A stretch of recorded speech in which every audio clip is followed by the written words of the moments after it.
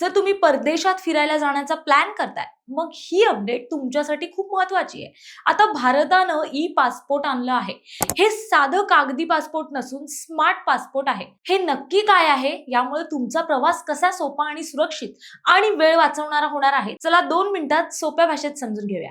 सगळ्यात आधी हे ओळखायचं कसं सांगते. तुमच्या पासपोर्टच्या कव्हरवर एक छोटासा गोल्डन रंगाचा सिम्बॉल असेल, तर समजा तुमचा पासपोर्ट ई पासपोर्ट आहे. यात एक छोटीशी चिप बसवलेली असते. सोप्या भाषेत सांगायचं तर तुमच्या माहितीची एक डिजिटल कॉपी त्या चिप मध्ये सुरक्षित असते. आता याचे फायदे काय आहेत ते बघा. परदेशात गेल्यावर इमिग्रेशनसाठी लांब लचक रांगा असतात, पण ई पासपोर्टमुळे तिथे ई गेट्स असतात. तुम्हाला रांगेत उभं राहायची गरज नाही. फक्त तुमचा पासपोर्ट मशीनवर टॅप करा, तुमची माहिती आपोआप व्हेरीफाय होईल आणि तुम्ही चटकन बाहेर पडाल. दुसरं म्हणजे यात तुमची माहिती डिजिटल असल्याने पासपोर्टमध्ये फेरफार करणं किंवा खोटी कागदपत्रे बनवणं आता अशक्य आहे. आता तुम्ही विचाराल यासाठी वेगळा अर्ज करायचा का? तर अजिबात नाही. तुम्ही नेहमीप्रमाणे पासपोर्ट सेवाच्या वेबसाईटवर जाऊन जसा अर्ज करता तसाच करायचा आहे. काही वेगळी फी नाही किंवा वेगळी प्रक्रिया नाहीये. तुम्ही नवीन पासपोर्टसाठी अर्ज केलात की सरकार आता टप्प्याटप्प्याने तुम्हाला हे नवीन ई पासपोर्टच देत आहे. आता तुमचा परदेश प्रवास अधिक सुरक्षित आणि स्मार्ट झालाय.